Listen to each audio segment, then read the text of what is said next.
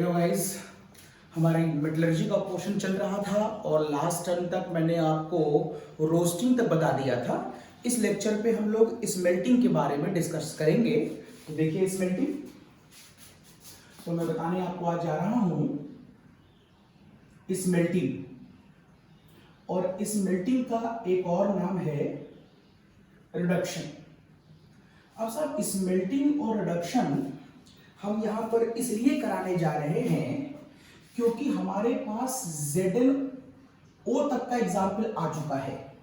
मतलब मेरे पास एक मेटलिक ऑक्साइड आ चुका है, क्योंकि इसके जस्ट पहले आपने एक हेडिंग पढ़ी थी मुझसे लास्ट टाइम पर, और वो थी रोस्टिंग। और आप ये तब कराते थे जब आपके पास कोई सल्फर इंप्योरिटी होती थी और उसे आप ऑक्सीजन की प्रेजेंस में हीट कर दिया करते थे below melting point of the ore, और ऐसा करने से मेटल बना लेता था अपना ऑक्साइड और सल्फर डाइऑक्साइड निकल जाया करता था। अब जिंक ऑक्साइड से हमें जिंक बनाना है, तो इस स्मेल्टिंग के प्रोसेस में इसका ऑक्सीजन हमको बाहर निकालना है, और ऑक्सीजन के बाहर निकालने के प्रोसेस को हम रिडक्शन कहते हैं। तो जो इस काम को करेगा वो कहलाएगा रिड्यूसिंग एजेंट। तो हमें यहां पर एक रिडक्शन के प्रोसेस में एक रिड्यूसिंग एजेंट की आवश्यकता होगी। अब क्वेश्चन उठता है कि हम कौन सा रिड्यूसिंग एजेंट लगाएं, कार्बन लगा दें या कार्बन मोनोऑक्साइड लगा दें।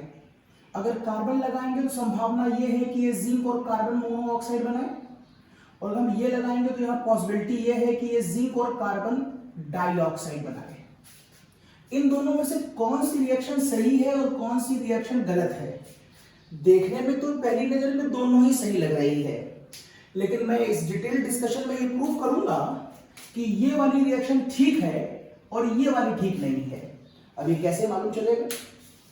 फिलहाल इस ठीक रिएक्शन के पूरा हो जाने के बाद हमको मेरा प्योर मेटल मिल जाएगा, जो रिडक्शन और स्मेल्टिंग का वर्क है, जिसको हम इसलिए कर रहे हैं ताकि हमारा प्योर एलिमेंट हमको मिले। एक ऑप्शन और ले लेते हैं। अगर मैं आपको Fe की मेटलर्जी पढ़ाऊं, FeO मेटलर्जी में डिटेल पढ़ाऊंगा Fe की, वहां पर भी मेरे पास ये ऑक्साइड ओर होगा, और यहां पर भी इसको हटाने के लिए या तो मैं कार्बन लगाऊंगा जिससे Fe बनेगा और कार्बन मोनोऑक्साइड, और यह हो सकता है मैं इसके ऊपर कार्बन मोनो लगाऊं और यहां पर Fe बनाऊं और कार्बन डाइऑक्साइड बनाऊं। अब फिर मुद्दा उठेगा कि इन दोनों में से कौन सी सही है। देखने में आपको दोनों सही लग रही होंगी। अब इसमें से सच्चाई यह है कि दोनों सही हैं, दोनों सही हैं, लेकिन कौन सी किस कंडीशन पे सही है, यहां पर एक हिडन पॉइंट और है, और वो है यहां पर टेम्परेचर वर्किंग। मैं आपको दिखाऊंगा कि ये वाली रिएक्शन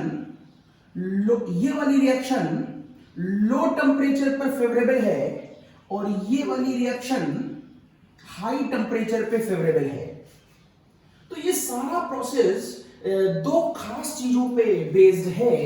एक, आप इस स्मेल्टिंग के प्रोसेस में रिड्यूसिंग एजेंट कौन सा लेते हैं, और दूसरा यहां पर टेम्परेचर का कंट्रीब्यूशन क्या है। अगर मैं ये कहूं कि मैं यहां पर आपको टेम्परेचर को डिटेल में पढ़ाने जा रहा हूं, टेम्परेचर का इफेक्ट डिटेल में पढ़ाने जा रहा हूं, तो मैं अच्छी तरह जानता हूं कि टेम्परेचर का नाम होता है पायरो। टेम्परेचर ग्रीक में हम लोग कहते हैं पायरो, पायरो का मतलब है हीट। और जब पायरो के कॉन्सेप्ट को मेटलर्जी में लगा दिया जाएगा तो ऐसी मेटलर्जियों का नाम हो जाएगा पायरोमेटलर्जी। मतलब आप आज के बाद जितनी भी मेटलर्जियां पढ़ेंगे उसमें अगर ये कॉन्सेप्ट मैं आपको समझाने लगूंगा तो आप कह दीजिएगा कि सर वो पायरोमेटलर्जी है। ये क्वेश्चन भी कई बार कॉम्पिटिशन बोर्ड में आया है कि what is the meaning of pyrometallurgy. तो जहां स्मेल्टिंग का प्रोसेस यूज होगा, जहां हीट कॉन्सेप्ट यूज होगा, वो पायरोमेटलर्जी होगी। चलिए लेट्स एक्सप्लेन। इस सारी बातों को समझाने के लिए एक साइंटिस्ट आता है जिसका नाम है गिब्स हेल्महोल्ट्ज, और उसने जिस इक्वेशन को यूज किया वो है गिब्स हेल्महोल्ट्ज इक्वेशन। और गिब्स हेल्महोल्ट्ज इक्वेशन के साथ एक साइंटिस्ट और आता है जिसका नाम है इलिंगम। एक्चुअली एक्सप्लेन तो इलिंगम ने किया, बस यूज गिब्स को किया।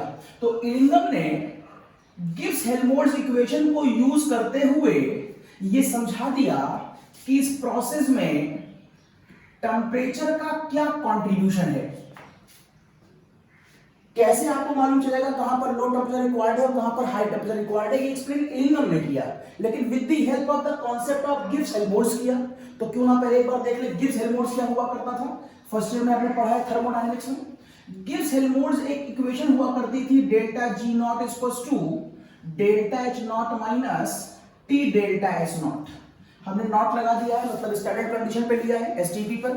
आप नॉट नहीं लगाएंगे तो इसका मतलब है किसी भी कंडीशन पे ले लिया होगा आपने। फिलहाल मैंने इसको स्टैंडर्ड दिखा दिया है।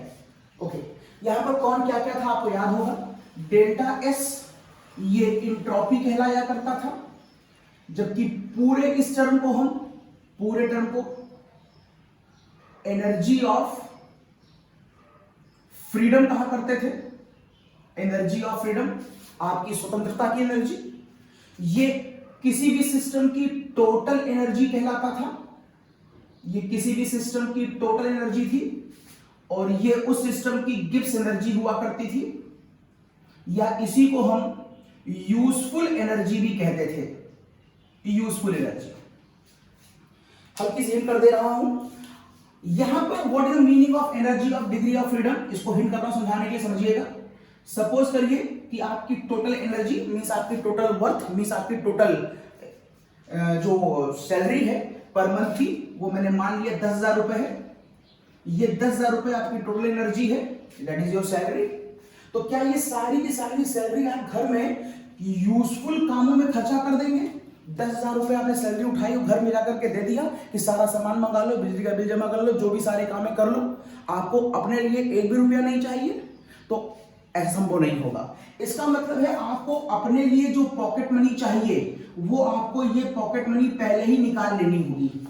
ये पॉकेट मनी ही आपको डिग्री ऑफ फ्रीडम देगी। इसी की वजह से थोड़ा सा महीने भर आप थोड़ा सा एंजॉय कर पाएंगे। घर से बाहर निकले हैं तो थोड़ा चाय पानी वगैरह वगैरह जो भी आप मौज मस्ती करना चाहें वो कर पाएंगे। बिना इसके तो जीवन आपका व्यर्थ हो जाएगा, आपको मजा नहीं आएगा। इसका मतलब ये आपको चाहिए ही चाहिए। इसी की वजह से आप थोड़ा सा एंजॉयफुल एटमॉस्फेयर में फील करेंगे अपने आप को, तो ये पॉकेट मनी तो रिक्वायर्ड है ही। तो इसमें से जो पॉकेट मनी है वो आपका डिग्री ऑफ फ्रीडम है, वो आपका एनर्जी ऑफ फ्रीडम है। ये माइनस कर लेने के बाद सपोज करिए 500 रुपए, ये माइनस कर लेने के बाद जो वैल्यू बचेगी वो आप घर पे दे देंगे और वो आपके घर में यूजफुल कामों में खर्चा होगी। कुछ इस तरीके का कॉन्सेप्ट माना जा सकता है। थर्मोडायनामिक्स को शॉर्ट में रिवाइज कराया कि क्या क्या था ये। अब मैं आगे चलता हूं। यहां पर एक कॉन्सेप्ट और है कि जो डेल्टा जी होता है इसकी वैल्यू क्या क्या हो सकती है। यहां पर डेल्टा जी की 3 वैल्यू हो सकती हैं। डेल्टा जी 0 हो सकता है, डेल्टा जी पॉजिटिव हो सकता है और डेल्टा जी निगेटिव हो सकता है। जब डेल्टा जी 0 हुआ करता था तो आप कहा करते थे इसका मतलब है रिएक्शन इक्विलिब्रियम पोजीशन पर है। जब डेल्टा जी पॉजिटिव हुआ करता था तो आप कहते थे ऐसी रिएक्शन संभव नहीं है, मतलब नॉन स्पॉन्टेनियस है, मींस नॉन फिजिबल है, ये होंगी नहीं, ये चलेंगी नहीं। बोर्ड पर लिख दी है वो एक अलग बात है, लेकिन मूव नहीं होगी। और ये जो रिएक्शन हुआ करती थी इसको आप कहा करते थे ये स्पॉन्टेनियस होगी, ये चलेगी। ये डेल्टा जी की एप्लीकेशन हुआ करते थे थर्मोडायनामिक्स चैप्टर में।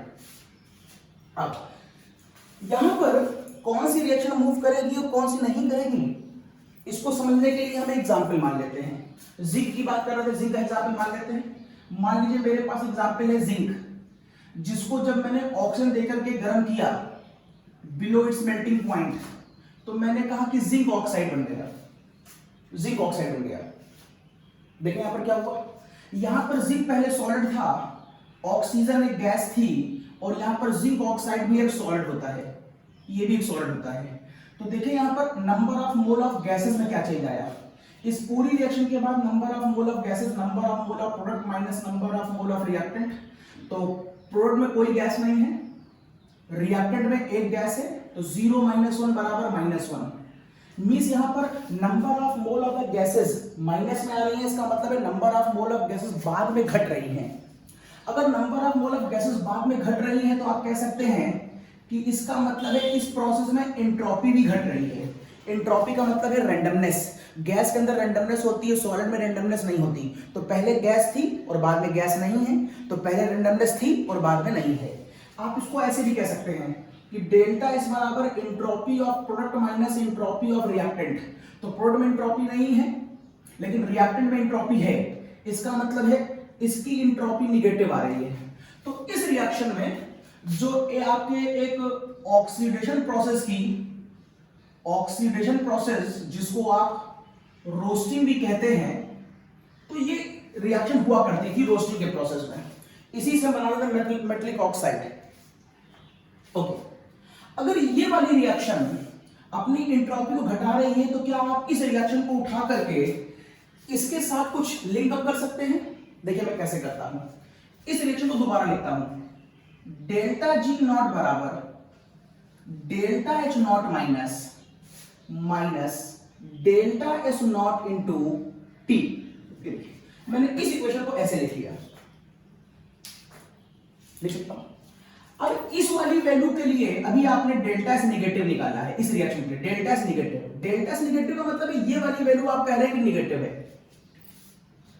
अगर इसके अंदर की न्यूमेरिकल वैल्यू निगेटिव है तो क्या मैं इसी रिएक्शन को लिख सकता हूं ऐसे, डेल्टा जी नॉट बराबर delta H not plus delta S not into T.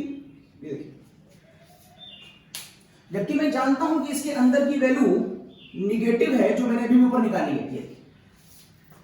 सही, यदि ऐसा आप कर ले गए तो अब आप यहां पर एक मैथमेटिकल इक्वेशन देखिए, y बराबर mx प्लस कुछ c जैसी इक्वेशन तो नहीं बन रही है? बन रही है।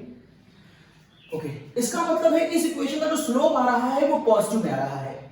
ठीक, ये इंटरसेप्ट है, इंटरसेप्ट डेल्टा एच एंडोथर्मिक के लिए पॉजिटिव और एक्सोथर्मिक के लिए नेगेटिव, आपने फर्स्ट ईयर में पढ़ा है।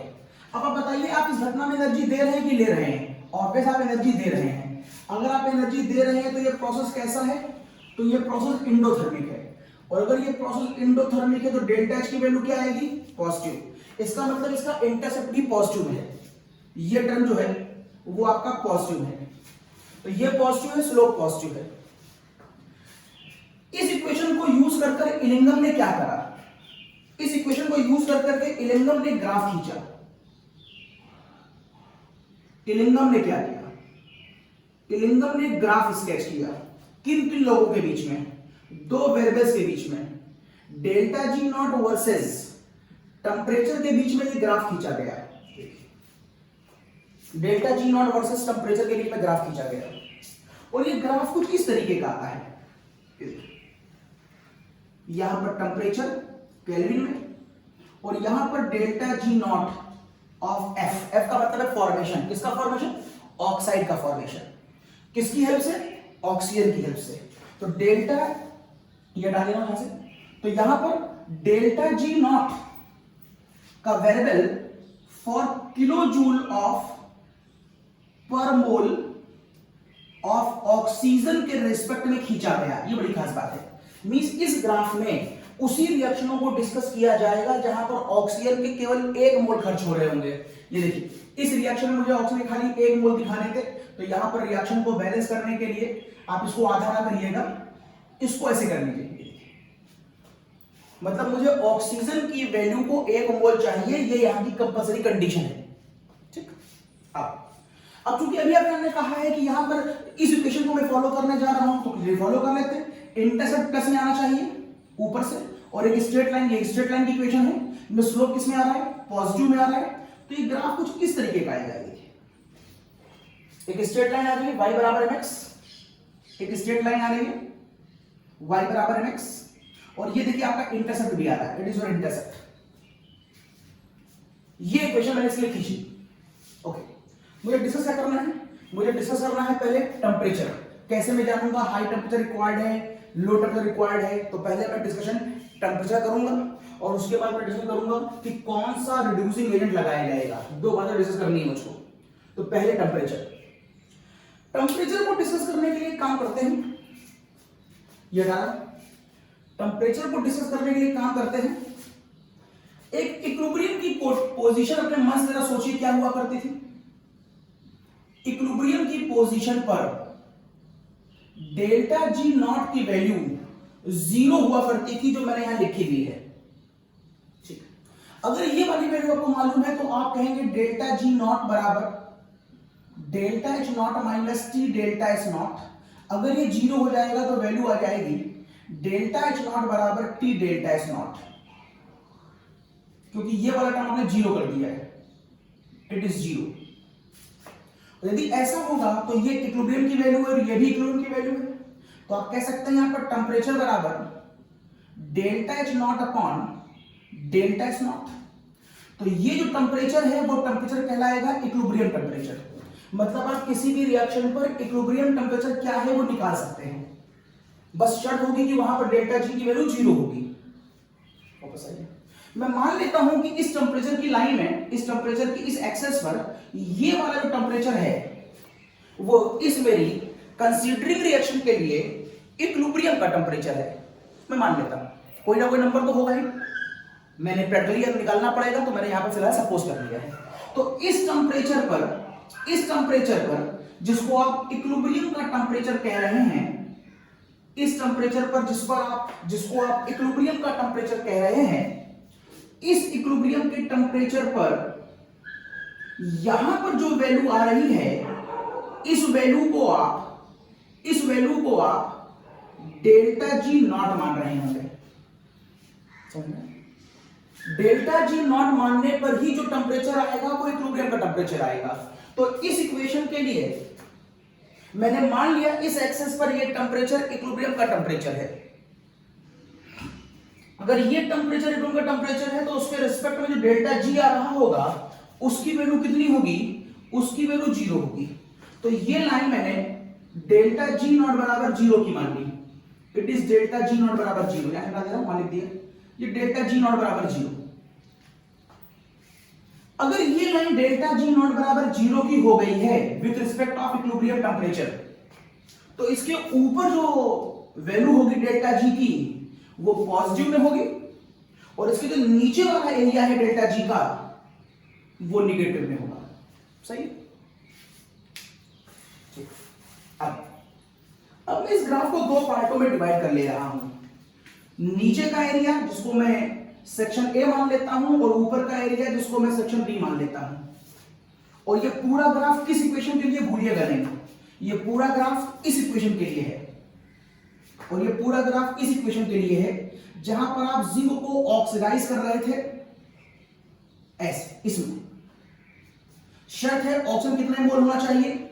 शर्त है ऑक्सीजन 1 मोल होना चाहिए। इस इक्वेशन के लिए ये स्ट्रेट लाइन आ रही थी। जरा इस इक्वेशन को पॉइंट नंबर ए के रिस्पेक्ट में कंसीडर करिए।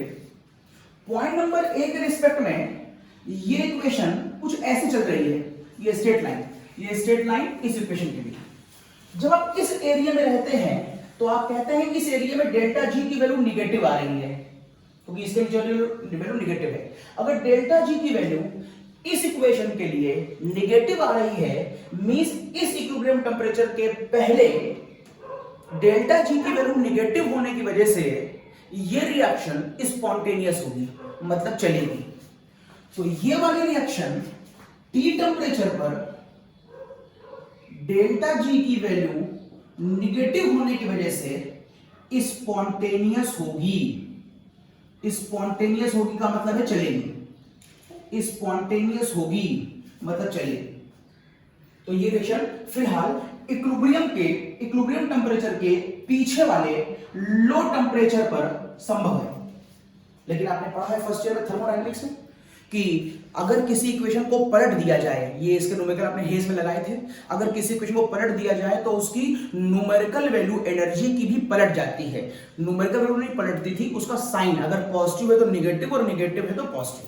मतलब अभी आप कह रहे हैं कि यहां से लेकर यहां तक की इस ग्राफ में आप इसको कंसीडर कर रहे हैं और उस समय डेल्टा जी निगेटिव आ रहा है।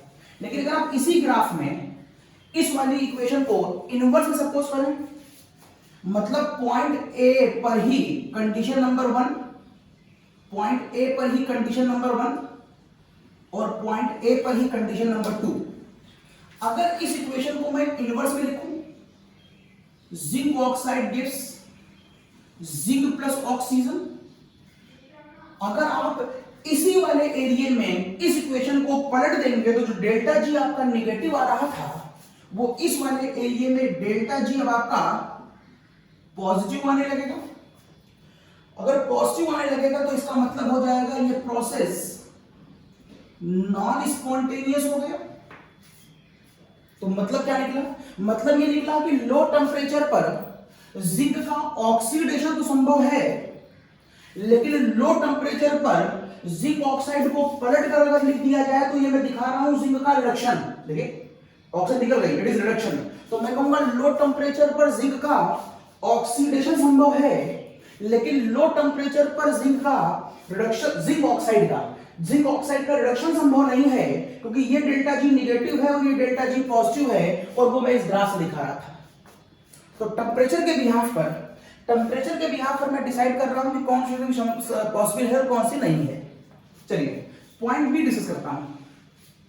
अगर मैं आपसे कहूं कि जरा पॉइंट बी को देखिए, और पॉइंट ये हटा रहा हूं, और पॉइंट बी पर ये वाली लाइन अभी भी इसी इक्वेशन को फॉलो कर रही है। ये इक्वेशन अभी भी इसी को फॉलो कर रही है, और ये इक्वेशन बेसिकली इसको फॉलो कर रही है, क्योंकि मैं इसी से इसका एंट्रोपी लेके आया था और इसी से मैं इसका डेल्टा एच भी लेके आया था। इसका मतलब ये हुआ पॉइंट बी पर that is above the equilibrium temperature. Point B जो है वो इक्विलिब्रियम टेम्परेचर के आगे की बात है। और वहां पर आप देखिए कि ये वाला जो ग्राफ है वो डेल्टा जी 0 से ऊपर है, मतलब इस वाले एरिया में डेल्टा जी की वैल्यू पॉजिटिव है। मींस जिंक को ऑक्सीजन देकर जिंक ऑक्साइड बनाना इस रेंज में संभव नहीं होगा, क्योंकि यहां पर डेल्टा जी की वैल्यू पॉजिटिव आ रही है। इसका मतलब है ये रिएक्शन नॉन स्पॉन्टेनियस है। मींस आप जिंक का ऑक्सीडेशन इस टेम्परेचर के आगे जाकर नहीं करा सकते। जिंक का ऑक्सीडेशन इस टेम्परेचर के आगे नहीं होगा, क्योंकि डेल्टा जी पॉजिटिव हो रहा है। लेकिन अगर मैं इस इक्वेशन को उल्टा लिख दूं इसी रेंज में, तो ये हुआ इसका पॉइंट 1, इसका पॉइंट 2 देखिए। अगर मैं जिंक ऑक्साइड को यहां पर ऐसे लिख दूं, जिंक प्लस ऑक्सीजन, आप देखिए ये जिंक का मैं क्या करा रहा हूं, रिडक्शन करा रहा हूं, तोड़ रहा हूं। अगर इस एरिया में थोड़ी देर पहले एक रिएक्शन की वैल्यू डेल्टा जी पॉजिटिव में थी, तो पलट देने पर इसी एरिया में डेल्टा जी की वैल्यू निगेटिव में हो जाएगी। हेस लॉ, थर्मोडायनेमिक्स, लेवॉसर और लैप्लास का लॉ, वहां पर उसने कहा था अगर कोई रिएक्शन एक डायरेक्शन में एक्सोथर्मिक है तो वही रिएक्शन अपोजिट डायरेक्शन में एंडोथर्मिक हो जाएगी। दिस इज द कॉज यहां पर डेल्टा जी की वैल्यू पॉजिटिव से क्या हो जाएगी, निगेटिव हो जाएगी, और अब आप कहेंगे ये रिएक्शन पॉसिबल है, स्पॉन्टेनियस। तो with the help of Gibbs and Helmholtz equation, Ellingham इस बात को समझाने की कोशिश कर रहा है with the help of a graph कि कौन सी रिएक्शन किस टेंपरेचर पे संभव है। जिंक का ऑक्सीडेशन इस एरिया में होगा, जिंक का ऑक्सीडेशन इस एरिया में नहीं होगा। जिंक का ऑक्सीडेशन इस एरिया में इसलिए हो रहा है क्योंकि डेल्टा जी नेगेटिव है। अगर ऑक्सीडेशन हो रहा है तो रिडक्शन नहीं होगा, क्योंकि इन्वर्स होने पर वो पॉजिटिव हो जाएगा। और इस एरिया में डेल्टा जी का ऑक्सीडेशन नहीं हो रहा क्योंकि डेल्टा जी की वैल्यू पॉजिटिव आ रही है। अगर ऑक्सीडेशन नहीं हो रहा तो रिडक्शन होगा, रिडक्शन का मतलब इन्वर्स कर देने पे डेल्टा जी की वैल्यू नेगेटिव हो जाएगी।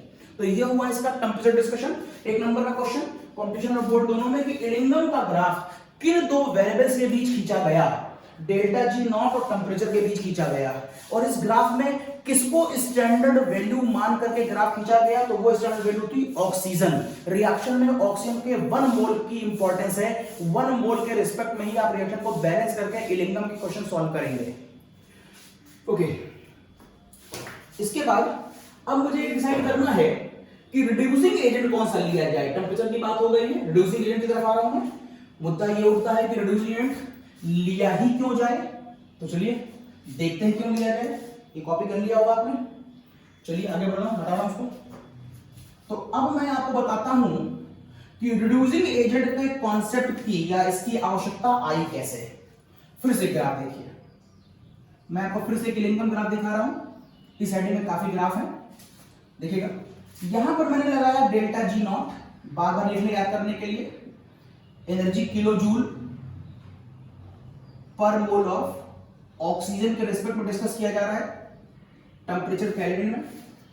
यहां पर मैं पहले से अपने मन से एक वैल्यू मान लेता हूं कि यहां पर डेल्टा जी नॉट की वैल्यू 0 है, मतलब ऊपर पॉजिटिव वगैरह ग्राफ जा रहा है और नीचे निगेटिव, इस लाइन के नीचे निगेटिव, इस लाइन के ऊपर पॉजिटिव। ये मैंने मान लिया डेल्टा जी बराबर 0। ओके, अगर इस एक्सेस पर डेल्टा जी बराबर 0 है तो मैं कुछ ग्राफ खींचता हूं इस इक्वेशन के लिए। देखिए, मैं अगर सिल्वर को ऑक्सीडाइज कराता हूं, ऐसे सिल्वर ऑक्सीडाइज होता है, मुझे ऑक्सीजन चाहिए ऐसे, सिल्वर ऑक्सीडाइज, तो इसका जो ग्राफ आता है यहां पर वो कुछ इस तरीके का आता है, ऐसे यहां से आता है। ये एक्सपेरिमेंटल वैल्यूज है, आपको ग्राफ इमीडिएट ड्रॉ नहीं करना होता है, खाली एक समझने वाली बात है। अच्छा, एक और मैं बता दूं, जब जब आपको इंट्रोपी की वैल्यू निगेटिव में दिखाई देगी तब तब आपके ग्राफ का स्लोप हमेशा पॉजिटिव में होगा।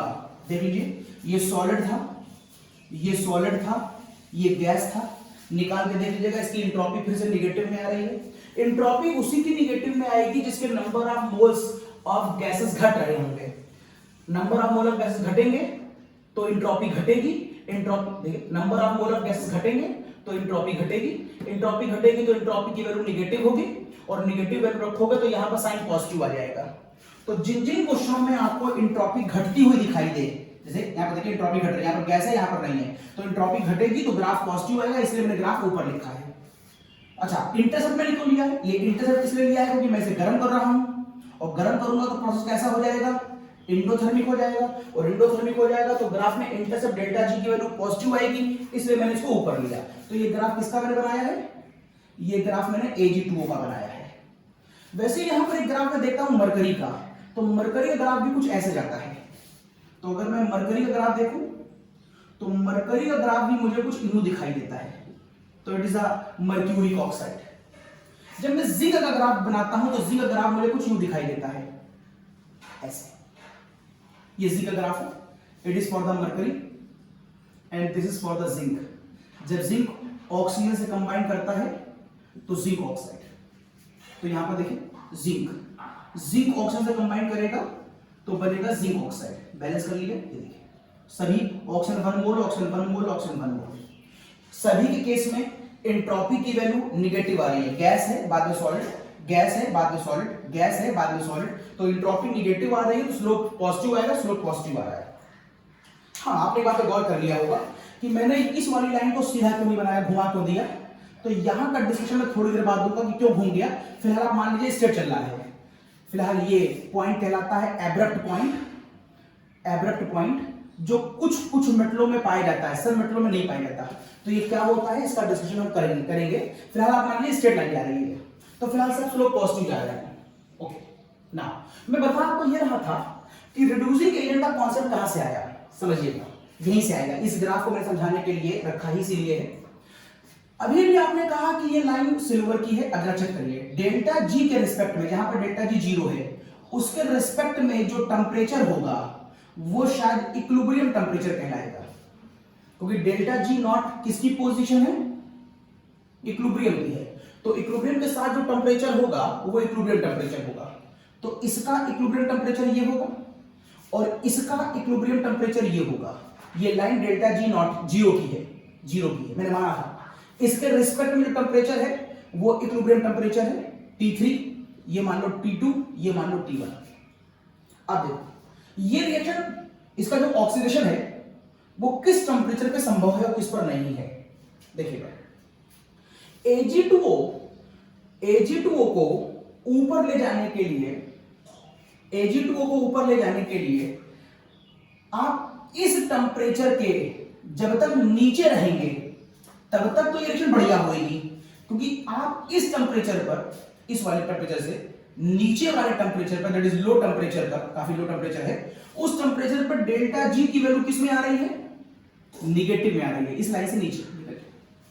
तो जब तक डेल्टा जी की वैल्यू या डेल्टा जी नॉट की वैल्यू डजंट मैटर निगेटिव होगी तब तक आप कहेंगे रिएक्शन होगी, और जैसे ही आप इस टेम्परेचर के ऊपर निकल जाएंगे डेल्टा जी किस में हो जाएगा, डेल्टा जी पॉजिटिव में हो जाएगा और आप कहेंगे अब ये रिएक्शन नहीं होगी, नहीं होगी। मैं ये लाइन हटा दूं, अब आप कहेंगे ये रिएक्शन नहीं होगी। अच्छा ओके, अगर इसके आगे ये रिएक्शन नहीं होगी, ये वाली रिएक्शन इधर होगी लेकिन इधर नहीं होगी, तो एक काम करिए जरा इसको पलट के देखिए। अगर इसको पलट दें तो आप कह सकते हैं Ag2O gives 4Ag plus oxygen. अगर मैं पलट दूंगा तो पलटने पर यहां पर जो डेल्टा जी निगेटिव था, अब लो टेम्परेचर पर डेल्टा जी पॉजिटिव हो जाएगा और यहां पर जो डेल्टा जी पॉजिटिव था वहां पर डेल्टा जी निगेटिव हो जाएगा। इसका मतलब है हाई टेम्परेचर की जोन में that is above equilibrium temperature, equilibrium temperature के ऊपर डेल्टा जी की वैल्यू निगेटिव हो गई, मतलब ये रिएक्शन संभव हो गई। इसका मतलब है कि अगर आपको सिल्वर ऑक्साइड बनाना है तो इस टेम्परेचर पे रहना पड़ेगा। इस टेम्परेचर के जैसे ही आप आगे निकलेंगे ये कंपाउंड ब्रेक कर जाएगा, बनेगा नहीं, ब्रेक कर जाएगा। देखिए उल्टा हो गया, ब्रेक कर गया। और शायद इसी को तो आप कहते हैं ये क्या हो रहा है, ये सिल्वर ऑक्साइड का क्या हो रहा है, रिडक्शन। तो सिल्वर ऑक्साइड के रिडक्शन कराने के लिए क्या आपको किसी रिड्यूसिंग एजेंट की आवश्यकता है? नहीं। क्यों नहीं है? क्योंकि वो लो टेम्परेचर पे ही डिकम्पोज कर जाता है, रिड्यूस हो जाता है, खुद ही रिड्यूस हो जाता है, तो हमें उसे अलग से रिड्यूस करने की क्या आवश्यकता। This is the cause silver की मेटलर्जी में किसी रिड्यूसिंग एजेंट की आवश्यकता नहीं है। मरकरी को देखिए, मरकरी में भी आपसे मैं यही कहूंगा कि इस टेम्परेचर तक तो रिएक्शन होएगी, क्योंकि यहां तक ये HgO के रिएक्शन के होने की संभावना डेल्टा जी निगेटिव है, delta G negative below temperature of equilibrium, equilibrium के टेम्परेचर के नीचे तक डेल्टा जी की निगेटिव रिएक्शन होएगी। लेकिन जैसे ही आप इस टेम्परेचर के ऊपर निकलेंगे, आप ऊपर निकलेंगे तो डेल्टा जी पॉजिटिव हो जाएगा, फिर रिएक्शन नहीं होगी, फिर रिएक्शन नहीं होगी। तो above equilibrium temperature reaction non spontaneous हो जाएगी। ये रिएक्शन इक्विलिब्रियम टेम्परेचर के आगे नहीं होगी क्योंकि ये पॉजिटिव हो गया। अच्छा, इसको इन्वर्स कर लें अगर मैं इसको इन्वर्स करता हूं तो HgO टूट जाएगा, HgO और ऑक्सीजन में। देखिए अब ये कौन सी घटना हो रही है, रिडक्शन हो रही है। अगर इसको इन्वर्स करूंगा तो इन्वर्स करने पर क्या होगा, जब मैं इसको इन्वर्स करा तो इस टेम्परेचर के आगे डेल्टा जी जो पॉजिटिव था, अब इस टेम्परेचर के आगे डेल्टा जी क्या हो जाएगा, negative. Means above equilibrium temperature delta G negative हो जाएगा। अबव इक्विलिब्रियम टेम्परेचर, इस इक्वेशन का उल्टा कर देने पर डेल्टा जी निगेटिव हो जाएगा। और अगर इसका डेल्टा जी निगेटिव हो गया तो इसका डिकम्पोजिशन हो जाएगा। अगर इसका डिकम्पोजिशन हो जाएगा तो इसका रिडक्शन हो जाएगा। और जब इसका रिडक्शन, ये अभी भी बहुत कम टेम्परेचर की जोन है, अगर इसका रिडक्शन लो टेम्परेचर पर ऑटोमेटिकली हो रहा है तो मुझे अलग से कोई रिड्यूसिंग एजेंट लगाने की आवश्यकता नहीं है। लेकिन जब मैं जिंक के केस में आता हूं तो मैं देखता हूं ये ग्राफ बहुत दूर चला गया है और टेम्परेचर बहुत ज्यादा हो गया है। यहां तक आते आते इसका जो इक्विलिब्रियम टेम्परेचर है वो काफी हाई हो चुका होता है, हाई, लगभग ये 1600 केल्विन के तक पहुंच चुका होता है। अब इतने हाई टेम्परेचर पर अगर आप जिंक ऑक्साइड को उल्टा करके ब्रेक करना चाहते हैं, क्योंकि अगर आप सीधा चलाएंगे तो इस एरिया का डेल्टा जी निगेटिव और इस एरिया का डेल्टा जी पॉजिटिव होगा। अगर आप उल्टा चलाएंगे तो इस एरिया का डेल्टा जी पॉजिटिव और इस एरिया का डेल्टा जी निगेटिव होगा। हम इसको उल्टा ही चलाना चाहते हैं, क्यों? क्योंकि हम रिडक्शन पढ़ने जा रहे हैं, तो हम जिंक ऑक्साइड का उल्टा चलाएंगे। तो जिंक ऑक्साइड को यदि ब्रेक कर दिया जाए तो बनेगा जिंक और ऑक्सीजन। ये देखिए, चूंकि मैंने जिंक को उल्टा चला दिया है तो उसका डेल्टा जी निगेटिव हो जाएगा। किस एरिया में? इस एरिया में जो पॉजिटिव दिख रहा है वो उल्टी हो जाएगी, तो डेल्टा जी निगेटिव हो जाएगा। कहां पर? Above equilibrium temperature. Equilibrium temperature के आगे डेल्टा जी अभी दिख रहा है पॉजिटिव, लेकिन वो इस इक्वेशन के लिए है। अगर पलट देंगे तो इसके आगे हमें डेल्टा जी दिखेगा नेगेटिव, मतलब ये रिएक्शन कैसी हो जाएगी, स्पॉन्टेनियस रिडक्शन हो गया। लेकिन एक प्रॉब्लम है, यहां पर टेम्परेचर की जो रिक्वायरमेंट है इस घटना पर वो लगभग 1600 केल्विन है, जबकि यहां पर रिक्वायरमेंट 100 केल्विन या 150 केल्विन या 200 केल्विन के आसपास होती है।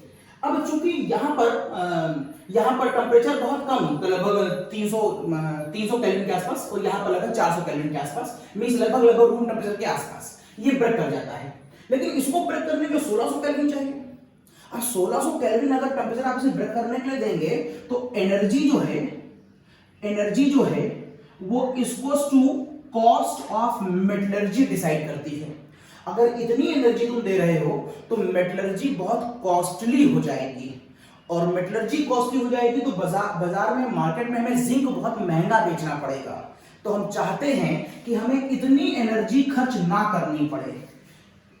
इस एनर्जी को लो डाउन करने के लिए, इस एनर्जी को कम करने के लिए हमें इसके अंदर एक रिड्यूसिंग एजेंट लगाना पड़ता है, और वो रिड्यूसिंग एजेंट इसी घटना को लो टेम्परेचर पे भी कर सकता है। दिस इज द कॉज हमें रिड्यूसिंग एजेंट अप्लाई करना पड़ेगा। तो अभी तक खाली मैंने इतना बताया कि रिड्यूसिंग एजेंट अप्लाई क्यों करते हैं, खाली मेटलर्जी की कॉस्ट को कम करने के लिए। पहली बात, क्या हर मेटलर्जी में अप्लाई करते हैं? नहीं। जहां रिडक्शन लो टेम्परेचर में अपने आप हो रहा है वहां हमें कुछ नहीं करना है, और जहां पर हाई टेम्परेचर रिक्वायर हो रहा है वहां के टेम्परेचर को कम करने के लिए हमें रिड्यूसिंग एजेंट डालना पड़ता है ताकि मेटलर्जी की कॉस्ट कम हो जाए। ठीक। अब मुद्दा ये उठता है कि मैं समझ गया कि जिंक की मेटलर्जी में कोई ना कोई रिड्यूसिंग एजेंट लगाया जाएगा। अब बात उठती है कौन सा लगाया जाएगा, तो मैं दिखाता हूं, ये कॉपी कर लीजिए, कौन सा लगाया जाएगा बता रहा हूं। देखिए कौन सा लगाया जाएगा। तो इसके लिए हमारे पास बहुत अच्छे जो रिड्यूसिंग एजेंट हैं, जो मेरे पास वेल नोन रिड्यूसिंग एजेंट हैं, वो मेरे पास कार्बन और कार्बन के डेरिवेटिव्स हैं। ग्राफ देखिए, फिर से एक लिंगम डायग्राम, टेम्परेचर और डेल्टा जी नॉट के लिए 3 लाइनें में खींचता हूं, एक ये, दूसरी ये और तीसरी ये। यहां कहीं पर डेल्टा जी की वैल्यू, डेल्टा जी नॉट की वैल्यू 0 मान लीजिए। इक्विलिब्रियम यहां कहीं पर भी है, इसके नीचे निगेटिव है तो मैं मान लेता हूं ये 300 है, ये -400 है और ये -600 है, ऐसा मैंने कुछ मान लिया। अब ये 3 लाइनें है किसकी, देखिए किसकी है ये 3 लाइनों में एक दिख रहा है कि स्ट्रेट ग्राफ जा रहा है। स्ट्रेट ग्राफ का मतलब है स्लोप की वैल्यू ना निगेटिव में है ना पॉजिटिव में है, 0 है, एंट्रोपी की वैल्यू 0, चेंज एंट्रोपी का। ये स्लोप निगेटिव है, स्लोप, और ये स्लोप पॉजिटिव है। स्लोप और इंटरसेप्ट सब में है, intercept positive, intercept positive, intercept positive, intercept सब में है क्योंकि हमें प्रोसेस के अंदर एनर्जी देनी होती है, एंडोथर्मिक प्रोसेस है। स्लोप पॉजिटिव किसमें आएगा मैं पहले बता चुका हूं, स्लोप पॉजिटिव तभी आएगा जब एंट्रोपी की वैल्यू निगेटिव होगी। उल्टा कर लो, स्लोप निगेटिव कब आएगा, स्लोप निगेटिव तब आएगा जब एंट्रोपी की वैल्यू पॉजिटिव होगी। स्लोप 0 कब आएगा, जब एंट्रोपी की वैल्यू 0 होगी। सारा खेल एंट्रोपी का है। चलिए देखिए क्या हो रहा है। इस वाली इक्वेशन में कार्बन ऑक्सीजन से कंबाइन करके CO2 बनाता है। मान लेता हूं एक ग्राफ है जिसके अंदर कार्बन ऑक्सीजन से मिलकर के CO2 बनाता है, और यदि ऐसा है तो ये सॉलिड है, ये गैस है और ये गैस है। ये भी गैस है 1 मोल, ये भी गैस है 1 मोल, तो इन दोनों की एंट्रोपी लगभग बराबर है। मैं दोनों को 0 मान ले रहा हूं, दोनों का डिफरेंस 0 मान ले रहा हूं। तो यहां पर आप कहेंगे delta in number of mole of gas, product minus reactant कितना आ रहा है 0, इसीलिए इसकी एंट्रोपी प्रोडक्ट माइनस रिएक्टेंट कितनी आ रही है 0। अगर आप यहां पर 0 पुट कर देंगे तो पूरा खत्म हो जाएगा, स्लोप खत्म हो जाएगा, खाली क्या बचेगा डेल्टा जी की वैल्यू जो डेल्टा एच के बराबर है। देखिए डेल्टा जी की वैल्यू जो डेल्टा एच के बराबर है, this is your intercept, delta G की वैल्यू जो डेल्टा एच के बराबर है, और लाइन क्या हो गई स्ट्रेट, कोई स्लोप नहीं आया।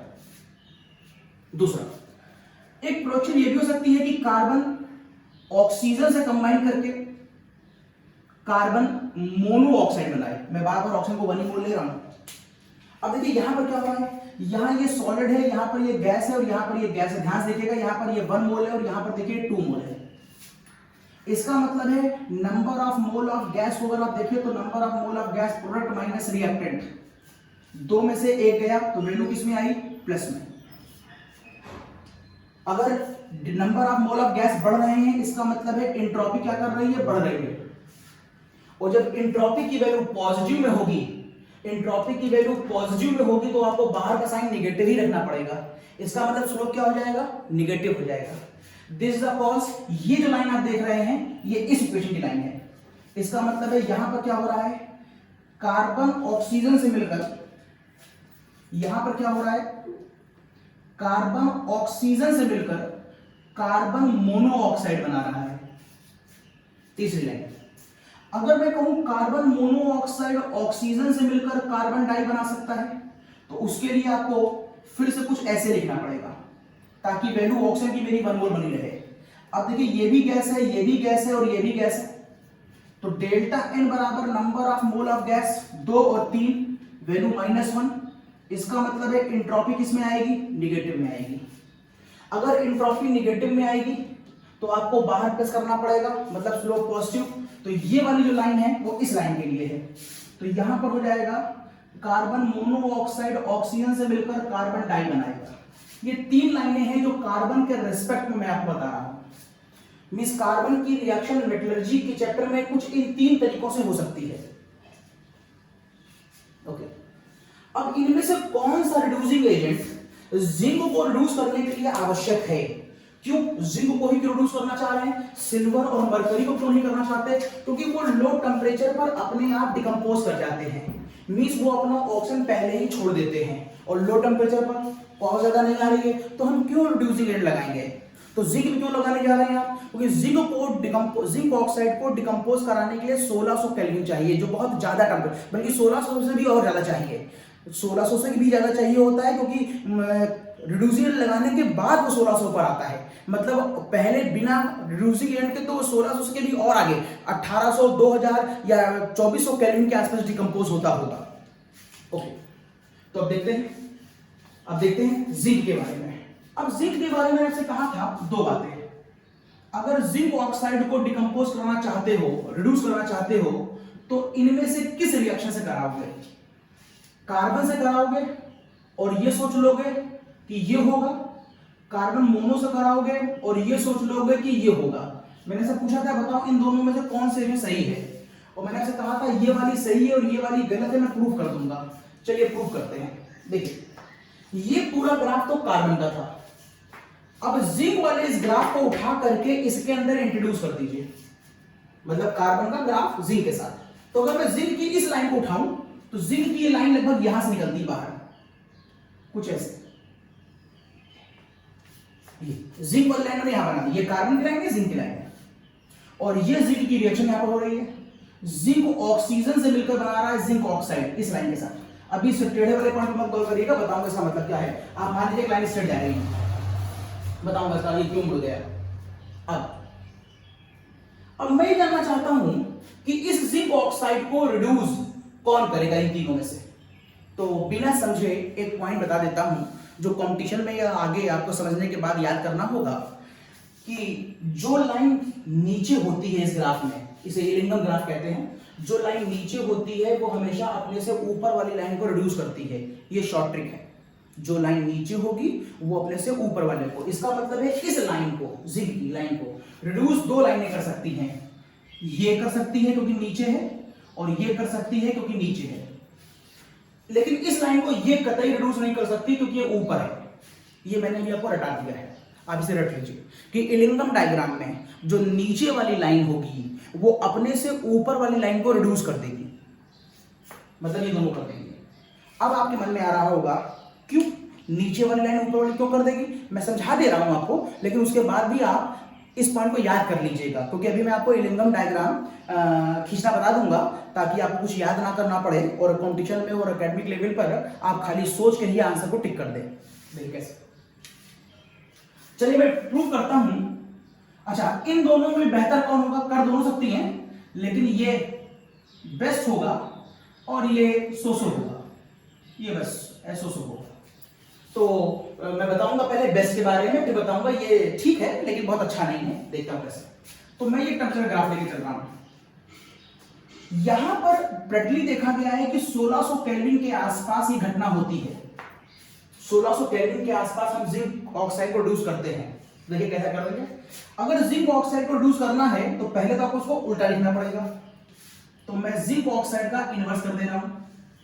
ये देखिए जिंक प्लस ऑक्सीजन, ये देखिए मैंने इन्वर्स कर दिया क्योंकि मैं जिंक ऑक्साइड को रिड्यूस करना चाहता हूं, रिड्यूस्ड। लेकिन केवल इस काम करने के लिए टेम्परेचर कितना रिक्वायर्ड हो रहा है? केवल इस काम करने के लिए टेम्परेचर रिक्वायर्ड हो रहा है मान लो 2400 केल्विन, 2400 केल्विन मान लो, जिसकी वजह से कॉस्टिंग बहुत ज्यादा हो जाती है।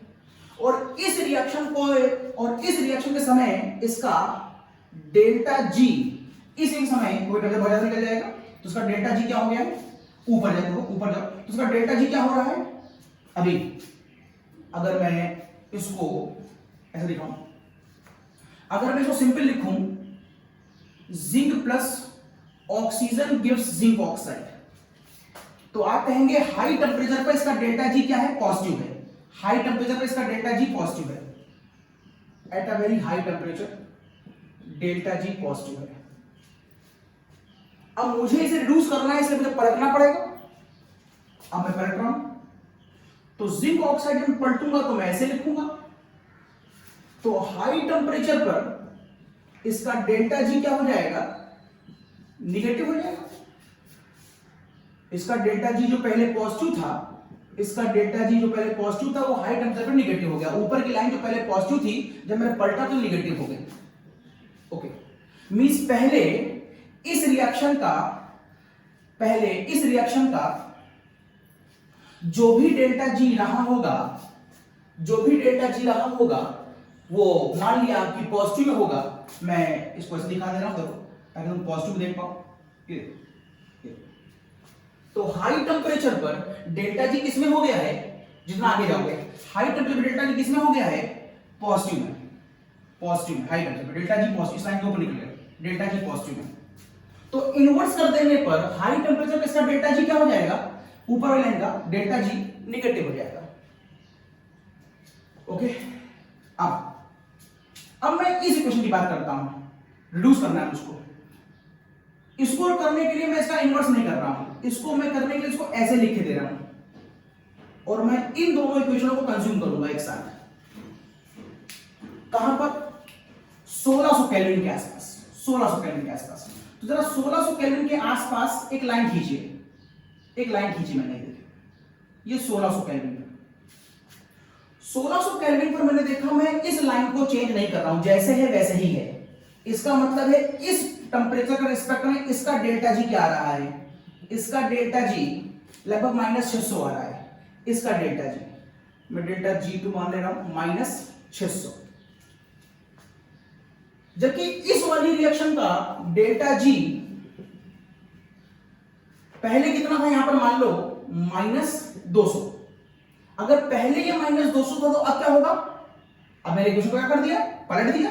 तो ये -200 क्या हो जाएगा? ये हो जाएगा +200। इक्वेशन को पलट देने पर ये रिएक्शन चूंकि डेल्टा जी प्लस में हो रही है और डेल्टा जी अगर प्लस में आएगा तो ये रिएक्शन नहीं होगी, जबकि इसके साथ अगर आप देखिए तो कंबाइन कराने पर डेल्टा G1 और डेल्टा G2, ये G1 मान लो G2 मान लो, तो टोटल डेल्टा G क्या आएगा? ये आया G1 प्लस G2, तो ये हो जाएगा +200 -600 बराबर -400। मतलब इसके सपोर्ट पर ये रिएक्शन बहुत आसानी से हो जाएगी। बैलेंस कर लें, ये ऑक्सीजन कट जाएगा, वैल्यू क्या आएगी? जिंक ऑक्सीजन कार्बन से मिलकर क्या बनाएगा? कार्बन मोनोऑक्साइड और जिंक। देखिए इसका मतलब है इस वाली लाइन को इस कार्बन ने रिड्यूस कर दिया with the help of a concept of Gibbs energy. इसमें मैंने इस रिएक्शन की गिब्स एनर्जी और इस रिएक्शन की इनवर्स गिब्स एनर्जी को मैंने पलटा है, उन दोनों को जोड़ दिया और फाइनल डेल्टा जी निकाल दिया। जैसे आप हेस इक्वेशन जुड़ा करते थे हेस लिखे न्यूमेरिकल्स में, बस वैसे ही मैंने किया है। दो इक्वेशनों को जोड़ूंगा तो दो उस इक्वेशन की एनर्जी भी जोड़ूंगा और एनर्जी डेल्टा जी निगेटिव आ रही है। अकेले इस रिएक्शन कराना मेरे लिए संभव नहीं हो रहा था क्योंकि अकेले इस इक्वेशन में डेल्टा जी की वैल्यू किसमें आ रही थी, पॉजिटिव में। लेकिन जब मैंने इसमें लगाया तो रिएक्शन आसान हो गई। वो सारा काम मैंने क्यों करा, क्योंकि जिंक ऑक्साइड को नॉर्मली डिकम्पोज करने के लिए बहुत हाई एनर्जी की आवश्यकता है। अगर एनर्जी बहुत ज्यादा होगी तो फिर वो कॉस्टिंग बहुत ज्यादा हो जाएगी, और कॉस्टिंग को कम करने के लिए मैंने एक काम किया है। जो काम पहले 2400 केल्विन पर हो रहा था, मींस बहुत हाई रेंज पर जाकर के मैं कर रहा था, अब वो काम मैं लो टेंपरेचर दैट इज 1600 केल्विन पे कर लेता हूं। तो मैंने आपको ये बताया कि यहां पर फिलहाल कार्बन है, बेहतर है। अच्छा, ये काम कार्बन के साथ इस फॉर्म में भी हो सकता है, लेकिन प्रॉब्लम क्या आएगी देखिएगा, मैं हल्का साइन करता हूं यहीं पर। अगर आप इसको अभी भी कंसीडर करें एज इट इज, लेकिन अब आप इस इक्वेशन की बजाय इस लाइन कंसीडर करें, तो अगर आप इस लाइन को कंसीडर करेंगे तो इसके रिस्पेक्ट में ये लाइन यहां पर कट कर रही है, दैट इज -400। तो जहां पर आपने 600 लिखा था, अगर आप ये वाली लाइन कंसीडर करेंगे, मैं मिटा रहा हूं, अगर आप ये लाइन कंसीडर करेंगे तो इसे बराबर लिख दे रहा हूं, तो इस समय ये रिएक्शन कुछ आपको यूं दिखाई देगी, कार्बन ऑक्सीजन से मिलकर के कार्बन डाइऑक्साइड बनाएगा, और तब डेल्टा एच की वैल्यू 600 नहीं -400 होगी। ये देखिए 600 नहीं -400 होगी। अब अगर आप -400 में 200 जोड़ेंगे तो अब आंसर -400 नहीं, जो रिजल्टेंट आंसर आएगा वो -200 आएगा। ऑब्वियस वही रिएक्शन आप अच्छी मानेंगे जिसमें डेल्टा जी का आंसर जितना ज्यादा निगेटिव आए। तो जब आप इसके साथ इसको लेते हैं तो डेल्टा जी ज्यादा निगेटिव आता है, और जब आप इसके साथ इसको लेते हैं तो डेल्टा जी कम निगेटिव आता है, और वो भी सेम टेंपरेचर पर। टेंपरेचर मतलब कॉस्टिंग सेम आ रही है और रिजल्ट ज्यादा बेहतर आ रहा है, तो ऑब्वियस हम उसी को लेंगे रिजल्ट ज्यादा बेहतर आ रहा हो। This is the cause carbon is a better reducing agent than carbon monoxide in the case of zinc।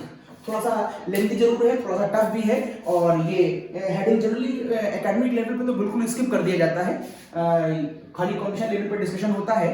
Academic level पे बच्चों को रटा दिया जाता है। आप रट्टा मार लीजिए कि जिंक ऑक्साइड का रिडक्शन कार्बन करता है, दैट्स ऑल। क्यों करता है, क्या यूज है, इन सब का डिस्कशन नहीं होता एकेडमिक लेवल पर।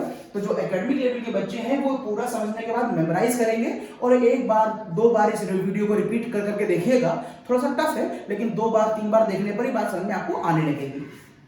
अब वन मोर थिंग, हटा रहा हूं उसको।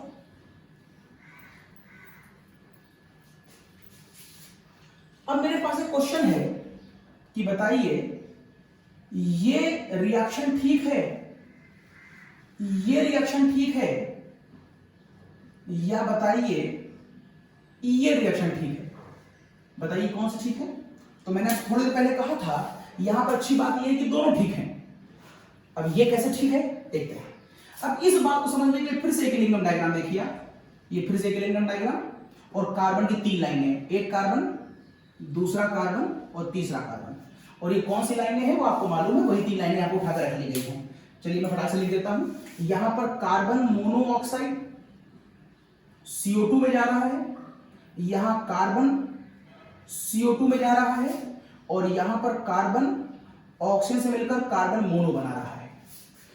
जब मैं Fe की लाइन देखता हूं तो जैसे जिंक की लाइन इसके नीचे से ऊपर जाती है, वैसे ही Fe की लाइन इसके बीच यहां से कहीं से जाती है, और ये लाइन कुछ यूं जाती है। ये जो आप लाइन देख रहे हैं ये Fe की है। इस लाइन पर काम करता है Fe, जो ऑक्सीजन से मिलकर क्या बना रहा है, FeO बना रहा है। इधर कौन है, डेल्टा जी है। किसके लिए है, 1 मोल ऑफ ऑक्सीजन के लिए है। ये किसके लिए है, टेंपरेचर। अब फिर से देखिए इस रिएक्शन में समझाने जा रहा हूं, देखिएगा Fe ऑक्सीजन से मिलकर बनाता है FeO। ये देखिए, जब तक आप इस टेंपरेचर के, मैं मान लेता हूं कि ये वाला टेंपरेचर इक्विलिब्रियम टेंपरेचर है, इस टेंपरेचर के, और जिसकी वैल्यू मान ली मैंने 1073 केल्विन, 1073 केल्विन। तो देखिएगा 1073 केल्विन के अगर आप पीछे देखिए तो इस इक्वेशन के लिए डेल्टा जी की वैल्यू देखिए, इस इक्वेशन के लिए, बल्कि ऐसे कहिए, इस टेंपरेचर पर इसे स्लाइस ही कर लें, इसे इक्विलिब्रियम टेंपरेचर मत बोलिए, ये एक मैंने पॉइंट ले लिया क्योंकि इक्विलिब्रियम तो मेरे पास यहां पर कहीं पर है।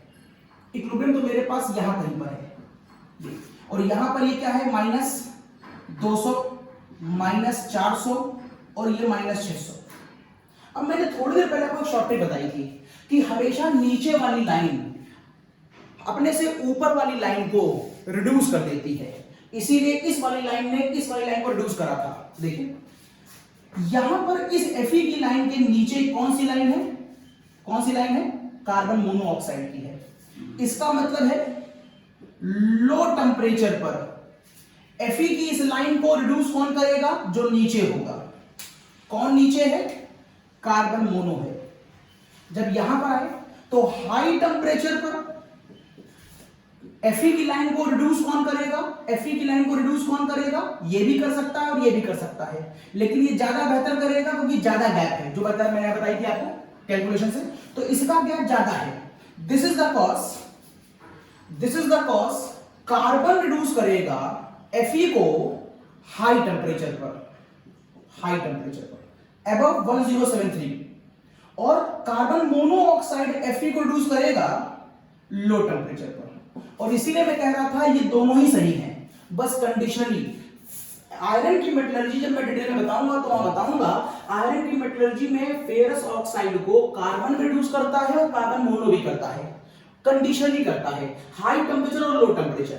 एकेडमिक लेवल पर ग्राफ डिस्कस नहीं किया जाता है, सीधे रट्टा किया जाता है, रट्टा मरवा देते हैं टीचर्स बच्चों को भी अल्टीमेटली लगता है कि बहुत लंबा चौड़ा एक्सप्लेनेशन है तो याद ही कर लेना बेहतर है, आप भी याद कर लीजिएगा, लेकिन इसको समझने के एक बार समझने के बाद फिर आप रट्टा मार लीजिएगा। कम से कम अगर आप कुछ नहीं पढ़ेंगे, कुछ समझेंगे नहीं, तो खाली रट्टा मार लेंगे कि हाई पर ये होता है, लो पर ये होता है, तो आप खुद ही कंफ्यूज होंगे कि क्यों होता है। तो एक बार क्यों की वजह जान लीजिए और फिर मेमोराइज कर लीजिएगा। तो हाई टेम्परेचर पर ये रिएक्शन है और लो टेम्परेचर पर ये रिएक्शन, दोनों सही है। उसकी वजह है ये वाला ग्राफ, कार्बन की 3 लाइनें पहले से याद थी, ये लाइन मैंने ऊपर खींची, इसके जो नीचे आएगा वो इसे रिड्यूस करेगा, इसके जो नीचे आएगा वो इसे रिड्यूस करेगा। अगर आप अभी भी जानना चाहते हैं क्यों, तो फिर मुझे मैथमेटिकल वैल्यू निकालनी पड़ेगी। जैसे मैंने यहां पर कैलकुलेशन करी थी, इसको मैं पलटूंगा तो इसका जो आंसर होगा, जो निगेटिव होगा वो पॉजिटिव हो जाएगा, फिर इसकी वैल्यू लूंगा, फिर दोनों को जोड़ूंगा तो डेल्टा जी की वैल्यू निगेटिव आएगी और मैं कहूंगा कि इसका मतलब है रिएक्शन पॉसिबल होगी। तो आप बार बार कैलकुलेशन मत करिए, बस शॉर्ट ट्रिक देख लीजिए कि ग्राफ में जो लाइन नीचे होगी वही रिड्यूस करेगी, इसको रिड्यूस करेगी नीचे वाली लाइन और इसको रिड्यूस करेगी ये नीचे वाली लाइन। ओके, तो ये हो गया आयरन की मेटलर्जी का पॉइंट। अब सो कॉपी कर लीजिए और लास्ट पॉइंट अब देखिए, हटा रहा उसको। और आयरन की मेटलर्जी के बाद अब हम बात कर लेते हैं आपसे वो एब्रप्ट पॉइंट की। मैंने कहा था जिंक की मेटलर्जी में वो एब्रप्ट पॉइंट कहां से आ गया था, जरा देख लें। एब्रप्ट पॉइंट क्या था वो, मैं कह रहा था लाइन यूं आती है और फिर यूं घूम जाती है, ये क्या हुआ समझिएगा। जिंक को जब मैं ऑक्सीजन के साथ गर्म करता हूं, इसके नीचे मान लेता हूं लो टेम्परेचर और इसके ऊपर आगे मान लेता हूं हाई टेम्परेचर, ये टेम्परेचर जोन है, तो ऐसा करने पर ये कंपाउंड बनता है, ये देखिए, और यहां पर ये 1 मोल है, ये देखिए ऐसे। अब यहां पर ये सॉलिड है, ये गैस है, ये सॉलिड है। वैसे तो मैं कहता हूं इन जनरल एंट्रोपी गैस की होती है, लेकिन आपको मालूम होगा एंट्रोपी सॉलिड, लिक्विड और गैस तीनों में होती है, बस तरीका ये होता है, इसमें बहुत ज्यादा होती है, इसमें बहुत कम होती है। तो मैं मान लेता हूं कि सॉलिड की एंट्रोपी 20 है, इसकी एंट्रोपी मैंने मान ली 100 है और इसकी एंट्रोपी मैंने मान ली 30 है। ये भी सॉलिड, ये भी सॉलिड। तो एंट्रोपी डेल्टा एस बराबर प्रोडक्ट माइनस रिएक्टेंट माइनस 90। जो डेल्टा जी के इस फॉर्मूले में जब पुट किया जाएगा, डेल्टा जी बराबर delta H minus T delta S, तो चूंकि इसका आंसर निगेटिव आ रहा है तो आपको ये पॉजिटिव करना होगा, तो -90 के रिस्पेक्ट में स्लोप आएगा। तो जो स्लोप आ रहा है वो -90 के रिस्पेक्ट में आ रहा है, लेकिन कब, जब टेम्परेचर कम है। लेकिन इसी रिएक्शन में जब हम टेम्परेचर बढ़ाते जाते हैं तो इससे जो फिर देखिए फिर से, लेकिन इस बार हाई टेम्परेचर पर, इस बार this reaction at high temperature. जब आप हाई टेम्परेचर लेते हैं तो कुछ मेटल्स, हर मेटल नहीं, कुछ मेटल ऐसा होता है जो एक सर्टेन टेम्परेचर के बाद मेल्ट कर जाता है, मतलब वो सॉलिड से लिक्विड हो जाता है। तो इस हाई टेम्परेचर पर ये जो जिंक है, जो पहले सॉलिड था, अब ये लिक्विड हो जाता है, जबकि इन लोगों की सेहत पर कोई फर्क नहीं पड़ता, तो कुछ मेटलों में ये प्रॉपर्टी पाई जाती है, इसलिए कुछ ही मेटल्स के ग्राफ ऐसे एकदम से एलिवेट कर जाते हैं और उसमें एब्रप्ट पॉइंट आता है। तो अब चूंकि लिक्विड हो गया है तो उसकी एंट्रोपी बढ़ गई होगी, तो 20 से मैंने मान ली 70 हो गई, जबकि बाकी पर कोई फर्क नहीं पड़ा। तो डेल्टा इस बराबर क्या हो गया, 30 माइनस 170, तो आंसर आ जाएगा माइनस 140 से। देखिए जहां पर अभी स्लोप माइनस 90 के अकॉर्डिंग बन रहा था, अब वहां पर स्लोप माइनस 140 के अकॉर्डिंग बनेगा। मीन जो पहले प्लस 90 के अकॉर्डिंग स्लोप चल रहा था, अब वो स्लोप प्लस 140 का हो जाएगा, तो एकदम से ऊपर नहीं चला जाएगा। तो जिन मेटल्स में मेल्ट होने की प्रॉपर्टी पाई जाती है उनको हम कहते हैं, उनमें एब्रप्ट पॉइंट पाया जाता है। एब्रप्ट पॉइंट बता दिया मैंने आपको। Now the last. अब क्या मैं सारे मेटल्स का ग्राफ इकट्ठे एक ही बार में इलिंगम में दिखा सकता हूं? हाँ दिखा सकता हूं, दिखा सकता हूं। इधर डेल्टा जी नॉट है और इधर कौन है, इधर टेम्परेचर है। ये देखिए ये लाइन, एक लाइन, दूसरी लाइन, तीसरी, चौथी, पांचवी, छठी, सातवीं, ऐसे देख सकते हैं, ऐसे देख सकते हैं। अब ये कौन सी लाइन किसकी है? ये जो लाइन है ये मैं दिखा रहा हूं कैल्शियम की, ये मैग्नीशियम की। कहां है, ये देखिए कैल्शियम की, फिर मैं दिखा रहा हूं मैग्नीशियम की। उसके बाद वाली जो लाइन है वो एल्युमिनियम की दिखाई है। उसके बाद वाली लाइन जो है वो क्रोमियम की दिखाई है। यहाँ पर हल्का सा चेंज है। इसके बाद वाली लाइन मैंने आपको जिंक की दिखाई है। और उसके बाद मैं नीचे चलता हूं तो ये वाली लाइन मैंने आपको स्ट्रेट कर देता हूं। ये लाइन मैंने आपको Fe की दिखाई है। उसके बाद मैं चलता हूं तो मैंने ये वाली लाइन आपको कॉपर की दिखाई है, कॉपर की। उसके बाद मैं चलता हूं तो ये वाली लाइन मैंने आपको मरकरी की दिखाई है, इट इज मरकरी की। और एक स्लाइड चेंज फिर हल्का सा, और इसके ऊपर जब मैं चलता हूं तो यहां पर मैंने आपको लाइन सिल्वर की दिखाई है। मींस बुक में जो ये डायग्राम बना हुआ है, कौन सी लाइन नीचे है कौन सी लाइन ऊपर है, वो एक्चुअल में ये एक्टिविटी सीरीज के रेफरेंस से ही लिया गया है। एक आध जगह हल्का सा वेरिएशन है, एग्जैक्ट नहीं, लेकिन काफी मोटा मोटा आपको ये चीज एक्टिविटी सीरीज दिखाई देगी। और एक्टिविटी सीरीज में पहले आपको कई बार याद करा चुका हूं। लल्लू कल्लू बाबू साहब कैल्शियम नहीं मिलेगा, आज मान जाओ कल फिर कद्दू कटेगा, नाइट सर पर है, कौन आए आज होंगे पंडित ब्रह्मानंद, और कलावती सोना लाए फ्री में। इस तरह से आपने एक पोएम याद कर ली थी और उसके अकॉर्डिंग आपने इस सीरीज को देखा और उस सीरीज के बाद आपने ये डायग्राम बना लिया। मींस अगर आप बिना इसको एक दूसरे से रेफरेंस में नहीं लेंगे और इसको बुक से सीधे देखेंगे तो आप ये सोचेंगे कि हमें कैसे याद रहेगा कि कौन सी लाइन नीचे है और कौन सी लाइन ऊपर है। तो हल्का सा आपको यहां से एक रेफरेंस मिला, आपको केवल दो ही लोग डिस्टर्ब कर रहे थे, एक तो सिल्वर, आप फिर देखें एक बार, सबसे नीचे ये देखिए कैल्शियम, तो कैल्शियम नीचे है। उसके बाद मैग्नीशियम, उसके बाद एल्युमिनियम, उसके बाद आना चाहिए जिंक, आ गया क्रोमियम। तो एक वेरिएशन यहां पर है जिंक और क्रोमियम। उसके बाद आप आगे बढ़े, Fe आना चाहिए था, Fe है। फिर आप आगे बढ़े, कॉपर आना चाहिए था, कॉपर है। फिर आना चाहिए था सिल्वर, लेकिन आ कौन गया है, मरकरी। तो एक वेरिएशन यहां पर है। तो एक आध वेरिएशन के बाद में एक आध वेरिएशन को छोड़ करके बहुत सारे एलिमेंट्स जिसको आप इस सीरीज के अकॉर्डिंग फॉलो कर सकते हैं। अब एब्रप्ट पॉइंट मैंने दो में दिखाया है, एक मैग्नीशियम में और एक एब्रप्ट पॉइंट मैंने दिखाया है किसमें, जिंक में। ये आपका एब्रप्ट पॉइंट है। ओके, अच्छा जरा इन सबके लिए बैलेंस इक्वेशन लिख लो, सबके लिए 1 मोल के लिए।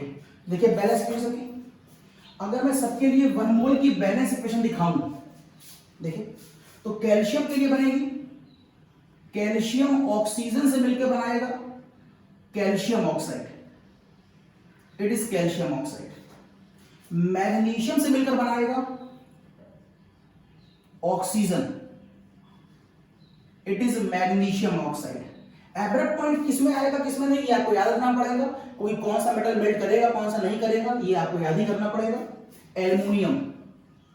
एल्युमिनियम ऑक्सीजन से मिलकर बनाता है Al2O3। तो बैलेंस कैसे करें, ये कर लीजिएगा 4/3 और शायद ये कर लीजिएगा 2/3। चेक करिए आ रहा है कि नहीं। अगर ऐसा करता हूं मैं तो यहां पर एल्युमिनियम कई बार है 4/3 बार मैंने लिया। यहां पर देखिए 2 दूनी 4, यहां पर भी 4/3 बार, 2 दूनी 4/3। यहां पर ऑक्सीजन कई बार है, खाली O2 है। तो अगर आप यहां से ये 3 और ये 3 काट देंगे, ये 3 ऊपर का ये 3 नीचे काट देंगे तो खाली O2 ही बचेगा, बैलेंस है।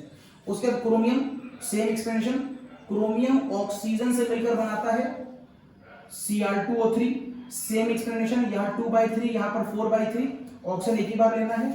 यहाँ पर आपने ले लिया जिंक, जो ऑक्सीजन से मिलकर बनाता है जिंक ऑक्साइड, ये देखिए।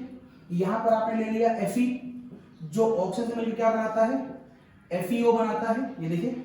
कॉपर क्या करेगा, उसी तरह कॉपर ऑक्सीजन से मिलकर क्या बना लेगा, copper oxide and so on, इसी तरह सो ऑन। अब कौन सा एलिमेंट किसको रिड्यूस करेगा, अगर आपसे ये पूछा जाए तो आप कहेंगे नीचे वाला ये एलिमेंट ऊपर की सभी रिएक्शनों को रिड्यूस कर सकता है, क्योंकि मैंने शॉर्टकट बता दिया आपको, नीचे वाली लाइन ऊपर की सभी लाइनों को रिड्यूस करेगी। तो आपने कहा कि ये वाला नीचे होगा और ये वाला ऊपर होगा, मींस एक्टिविटी सीरीज को अगर पलट दिया जाए तो ये इसका एक ग्राफ निकल के आएगा।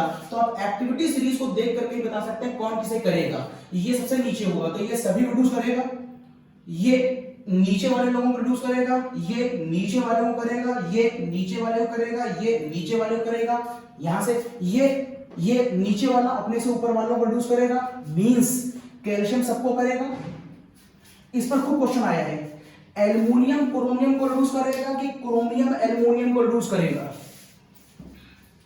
एल्युमिनियम क्रोमियम को करेगा कि क्रोमियम एल्युमिनियम को करेगा, मींस बताइए इन दोनों में से कौन सी रिएक्शन ठीक है, Cr2O3 और एल्युमिनियम, या मैं कहूं aluminium plus Cr2O3 gives Al2O3 plus Cr।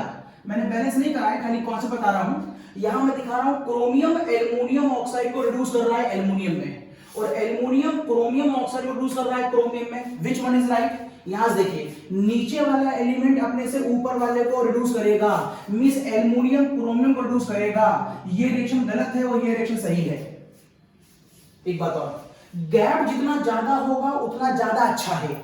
इसका मतलब है एल्युमिनियम इन लोगों को ज्यादा अच्छी तरह रिड्यूस करेगा, एल्युमिनियम इन दोनों को ज्यादा अच्छी तरह रिड्यूस करेगा, या जिंक इन दोनों को ज्यादा अच्छी तरह रिड्यूस करेगा। तो गैप ज्यादा होगा तो डेल्टा जी का आंसर ज्यादा बड़ा निगेटिव में आएगा, और जितना बड़ा डेल्टा जी का आंसर निगेटिव में होगा उतना अच्छा है मेरे लिए। मींस एल्युमिनियम इन लोगों को ज्यादा अच्छी तरह रिड्यूस करेगा इन कंपैरिजन टू जिंक के, क्योंकि जिंक के कंपैरिजन में इन दोनों गैप कम हो जाएगा। अब एकदम लास्ट पॉइंट, क्या वजह है कि कार्बन को यूनिवर्सल रिड्यूसिंग एजेंट कहा जाता है? यूनिवर्सल रिड्यूसिंग एजेंट क्यों? क्योंकि कार्बन की लाइन यहां कहीं से निकलती है और यूं नीचे आती है। ग्राफ देखेगा, मींस कार्बन एक ऐसा एलिमेंट है जो लगभग ज्यादातर एलिमेंट्स को की लाइनों को कट करते हुए नीचे की तरफ आता है। और यदि ऐसा हुआ तो देखिए कार्बन की लाइन इसके नीचे है, मतलब कार्बन, ये कार्बन की लाइन बता दी मैंने, मतलब कार्बन Mg को रिड्यूस करेगा, कार्बन की लाइन इसके भी नीचे है, इसे भी करेगा, इसके भी नीचे, इसे भी करेगा, इसे भी करेगा, इसे भी करेगा, इसे भी करेगा। मींस कार्बन एकमात्र एलिमेंट है जो कार्बन से कार्बन मोनोऑक्साइड बनाते समय, कार्बन से कार्बन मोनोऑक्साइड बनाते समय डाउनवर्ड साइड पे भागता है, जिसकी वजह से वो सारे एलिमेंट से नीचे हो जाता है और नीचे वाला एलिमेंट ऊपर वाले एलिमेंट को रिड्यूस कर सकता है। This is the cause carbon को हम यूनिवर्सल रिड्यूसिंग एजेंट कहते हैं। ये थोड़ा लंबा एक्सप्लेनेशन था, आपको सिर्फ इतना पढ़ना है एकेडमिक लेवल पर कि जिंक में कौन सा रिड्यूसिंग एजेंट लगाते हैं, कार्बन की कार्बन मोनो, और आयरन में कौन सा लगाते हैं। लेकिन ये सारी डिटेल्स एक बार समझने के बाद, अदरवाइज कॉन्सेप्ट क्लियर नहीं होगा। एक बार कॉन्सेप्ट पढ़ लीजिएगा। कंपटीशन वालों को सब कुछ ध्यान रखना पड़ेगा, एकेडमिक वालों को सिर्फ इतना पढ़ना है कि जिंक ऑक्साइड में कौन सा रिड्यूसिंग एजेंट और आयरन में कौन सा रिड्यूसिंग एजेंट, और कार्बन को यूनिवर्सल क्यों कहते हैं, और एल्युमिनियम क्रोमियम को करेगा कि क्रोमियम एल्युमिनियम को करेगा। इसके बाद नेक्स्ट लेक्चर लगभग मेटलर्जी खत्म हो गई हमारी, जनरल डिस्क्रिप्शन खत्म हो गया। अब नेक्स्ट लेक्चर में मैं बताऊंगा आपको इलेक्ट्रोलाइटिक रिफाइनिंग, और फिर अलग अलग मेटलर्जियों की हम लोग बात करेंगे सेपरेटली। तो इसे कॉपी कर लीजिए और नेक्स्ट लेक्चर में मिलते हैं इलेक्ट्रोलाइटिक रिफाइनिंग के साथ।